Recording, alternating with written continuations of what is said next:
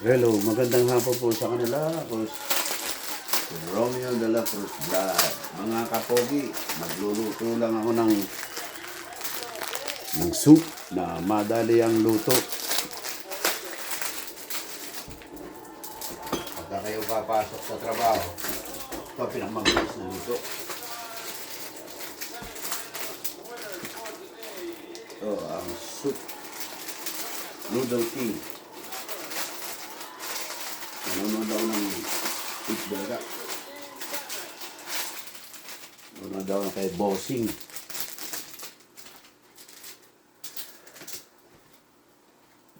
Ito pinakamabilis na luto. Ayan.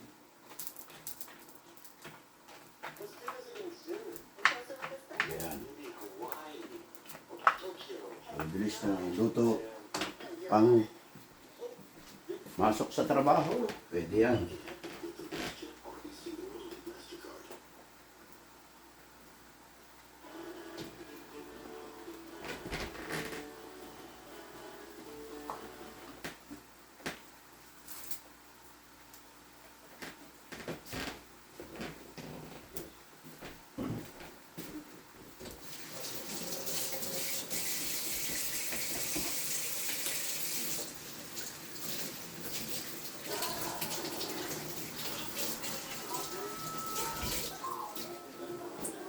Ito ang ilalaho ko dyan na gulay.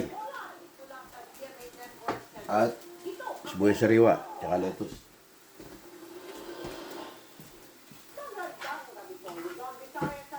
Kulang sa tubig.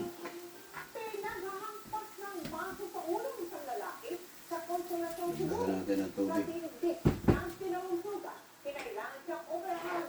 Ang mga salarin, nakapipunan at nakaalikang umano ng biktima sa larong Bibiana. Patuloy na tinutugis ang mga suspect na nagtatago umano sa ibang probinsya. Ang nahuli kang na krimen sa pagtutok ni Alan Domingo ng GMA Regional TV. Mabilis na luto ito.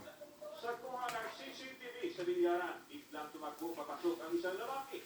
Sinundan siya ng dalawa pang lalaki at bigla siyang pinaghahampas ng mga ito ng maso. Nangyari ito noong Sabado sa Konsolasyon, Cebu. Ang gagawin ang mga suspect. Tuwa sila Bilyard. Then, Kunti pa tubig. naihitit ang Ayun. tabo tungod sa biktima. Ayos. Dahil ang tuwa, which result sa physical confrontation. Dahil sa matinding sugat sa ulo, isinailalim sa operasyon ang biktima. Patuloy na pinaghahanap ng pulisya ang mga suspect. Ayan ang masarap na pansit. Yes na siya. So, upon sa Ngayon, definition na to, bandong natin to. Cruz Oriental para maka-escape sa CMRS. Yung sauce ng buwan. Kaya yung victim na to, Yung hila siya sa hospital for immediate medical attention. Then, ang going yun ang soup. operation karong adlaw. Pinuntahan ng GMA Regional TV Bandita Isda Candidiana. Ito pinakamasarap para sa akin. Para siyang pansit. Harap ng kamera. Pero, Noodles. kwento ng mga naroon, nagkapikunan ang biktima at mga suspect habang naglalaro ng bilyar. Patuloy Yan, tapos na yan. ng pulisya sa insidente. Mula sa GMA Regional TV at GMA Kukuha na tayo ng buwan. Alan ng Domingo lalagyan. nagtutok. 24 oras. Sa gitna ng sigalot sa politika, si Pangulong Bongbong Marcos na mismo ang nagsabi, bukas siyang makipagkasundo sa pamilya Duterte. Mas kayo ang kaibigan, kesa ng kaaway. Nakatutok si Ivan Mayrina. Mahigit 2 buwan matapos arestuhin si dating Pangulong Rodrigo Duterte para maisulit sa Ito na po yung pansit. Niluto ko. Ayan na. Nauna-unahang episode sa kanyang podcast Yan. na inilabas sa kanyang social media account. Tinanong siya kung gusto niyang makipagkasundo sa mga Duterte. Oo, Ayan. ako ayaw ko ng kulong. Gusto ko magkasundo sa lahat ng tao. Mas marami na akong kaaway. Hindi ko kailangan ng kaaway. Kailangan akong kaibigan. Ang hapon ko ay stability, peaceful, para magawa na ang trabaho namin. Ibili lang kayo ng noodles sa tindahan. That's quick for me. Any approach na Ayan, hindi na ang soup. magtulungan tayo. Diba? Kahit hindi tayo magkasundo ng polisiya. Hindi tayo magkasundo. Ngayon ngayon, ilalagay ko yung gulay. Mismo ang Pangulo na rin nagsabi, hindi nakuha ng kanyang mga kandidato sa alyansa. Ang resultang Ilalagay ko yung gulay na ito. dito ng Pangulo. Panong ibabaw. Ang Pilipino sa politika. Sawang-sawa sa politika. Disappointed ang tao sa serbisyo ng gobyerno. Hindi nila nararamdaman ang masyadong mabagay Ayan. ng pag-ubuo ng mga project Ayan. na hindi pa nila maramdaman. Nang Pangulo, masyado raw kasi pinagtulan ng pansin ng kanyang administrasyon ang mga malalaking proyektong pamatalala. Pero hindi agad maramdaman ng tao. Tulad halimbawa ng pangako niyang 20 pesos kada kilong bigas. Yan. Nagabot ng 3 taon. Yari na. Pansit. Ang pag-control doon sa Pero ilalagay ko yung kwan. ng bigas. Ilalagay ko yung smuggled sa bigas. sauce. Kaya nag-o-order. Pinaka-sauce Kaya nag-smuggled, mga official din ng gobyerno. Kumikita sila. O di ba ito napapalitan? Easy, ipasok sila ng paso. Hindi nila inibigay ang production. Hindi nila inibigay yung sistema.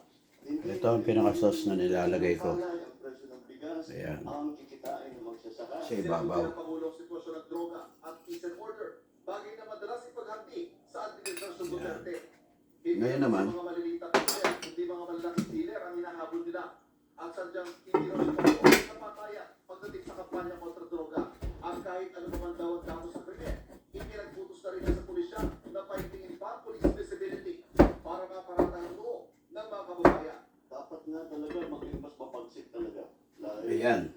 Wala kailangan talagang maging mas efficient ang mas mabilis. I want to be respected, but maybe fear is better. Konti pa. Para sa GMA Integrated News, Ivan Mayrina nakatutok, 24 oras. Konting baka pa.